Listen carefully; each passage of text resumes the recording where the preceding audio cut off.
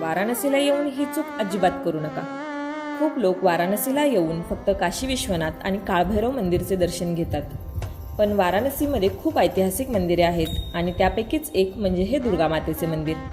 काशी नरेशने त्याच्या मुलीचे स्वयंवर घोषित केले, पण त्याला नंतर कळलं की राजकुमारीचे वनवासीचा राजकुमार सुदर्शन याच्यावर प्रेम आहे, म्हणून त्याने त्या दोघांचे गुप्तपणे लग्न लावून दिले। हे जेव्हा स्वयंवरमध्ये आलेल्या राजांना कळलं तेव्हा त्याने काशी नरेशच्या विरोधात युद्ध पुकारले। यावेळी राजकुमार सुदर्शनने दुर्गामातेला प्रार्थना केली व त्याच्यावर प्रसन्न होऊन दुर्गामातेने त्यांना युद्धामध्ये मदत केली। याच ठिकाणी हे मंदिर बांधण्यात आले। युद्धाच्या दरम्यान जो रक्तस्राव झाला त्यानेच हा मंदिराच्या मागे दुर्गा कुंड म्हणजेच रक्तकुंड निर्माण झाल्याचे सांगण्यात येते।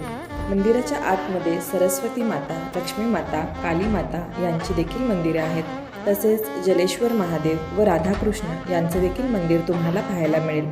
त्यामुळे या मंदिराला एकदा नक्की व्हिजिट करा। थँक्यू।